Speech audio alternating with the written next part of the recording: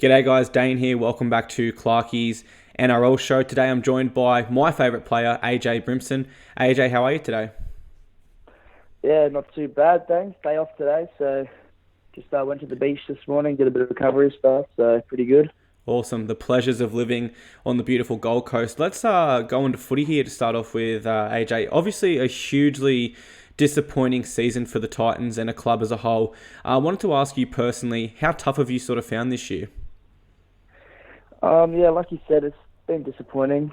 After the preseason we had, I thought, we all thought we would do a lot better than what we have done. So obviously, it's not ideal, but I think everyone's still got good vibes that around the club. It's just disappointing on in the games.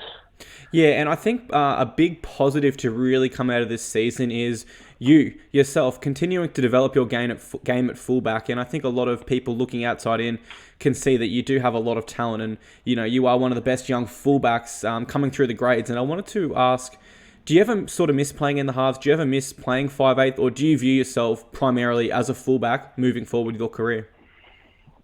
Yeah, I think I miss playing halves like every now and then.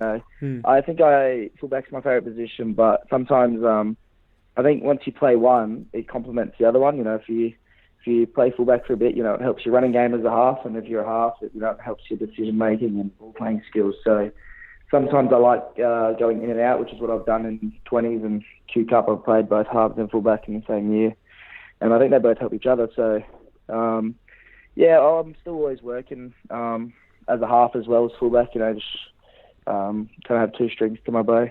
Absolutely. Combining the short kicking game, the running game, the passing game, you do it all pretty well. And I wanted to ask, you're off contract at the end of 2020, AJ. So as of November 1st this year, rival clubs can come knocking on your door and offer you contracts for the 2021 season onwards. Obviously, that's a little bit down the track, but I just wanted to ask, have you began any negotiations to extend your time on the Gold Coast just yet? To be honest, I don't really do too much. I kind of just leave that up to my manager. Okay. Obviously, at the moment, can't negotiate with anyone. But I think that hopefully I'm in talks with the club at the moment to re-sign at the Titans. So hopefully, that all goes to plan. Yeah, hopefully. As a Titans fan, I've got my fingers crossed on camera right now. I know you love the area. You recently bought a home in the area. Do you see yourself being a potential one-club man?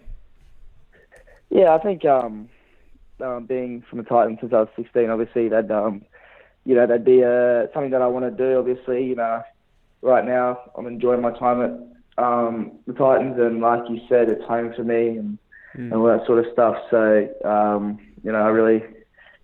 I wouldn't like to have a reason to leave. I certainly think from a broader perspective, looking at it as an NRL fan, that you are a face that the Titans can sort of build their brand around for the next 10 years, sort of like what Newcastle are trying to do with Kalen Ponga. I genuinely feel the club has a face in you that they can do that with. And I wanted to ask a little bit about Origin, AJ. You were brought in as the 19th man for Game 3. Obviously, a huge experience for yourself. I wanted to sort of ask, could you sum that all up? I mean, was it overwhelming? Were you just like a sponge soaking it all up? Can you sum up the experience? Yeah, so Kevy called me on the Monday and just said, would you like to come in, as an extended member of the squad and spend most of the week in camp and train with the boys? And I was pretty shocked, to be honest. When he called, I was pretty rattled. Just in camp it was awesome. Being around all those players and just trying to learn off people like Cherry Evans and Billy Slater, Thurston, all those boys, Munster.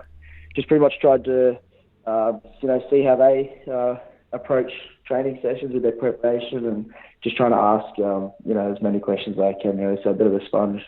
Yeah, what were some of your biggest takeaways? Was it how to prepare? Was it little one-percenters in the game? What were some of the biggest takeaways for you?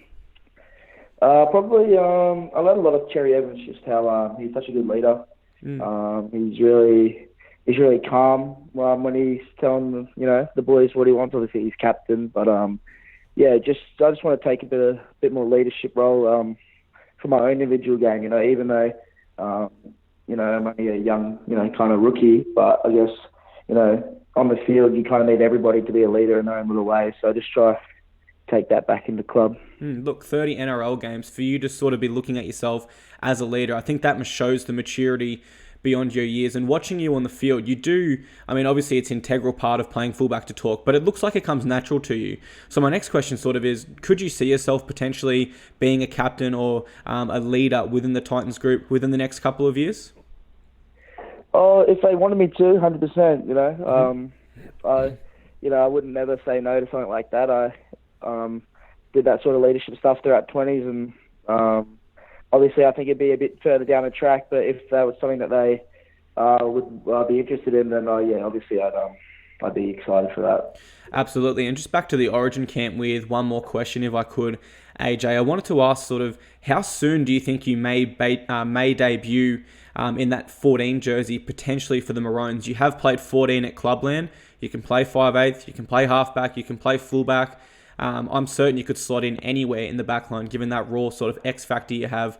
Do you look at that 14 jersey, and does that seem attainable for you in the next couple of years? To be honest, I don't think there's any time frame on it. If I was to play one game for Queensland in 10 years, I'd be even if I didn't get picked to my last year, I'd be stoked. I don't really think it's something that obviously I want to play in the next couple of years, and that'd be a dream come true. But I'm not really expecting to play or anything. I need to like you said, I've only played 30 games, and I need to prove myself. It's pretty prestigious jersey if you get to wear that. So I want to try to play good footy at club, and obviously, I feel like I could play that 14 role, but like I said, it's not something that I'm really expecting, but something that I'd want to do. Absolutely. Yeah, I think we could see you in that jersey sooner than you expect, given just the sort of raw X factor and the ability to cover so many positions. Back to Clubland, AJ, I've just got two more questions for you. Obviously, we spoke at the start. It has been a poor year as far as your standards are concerned as a club, all the way leading up to sort of Garth Brennan being sacked, which is obviously, big for the club also. I wanted to ask sort of personally for yourself and as a club, where do you set your focus for this last part of the 2019 season?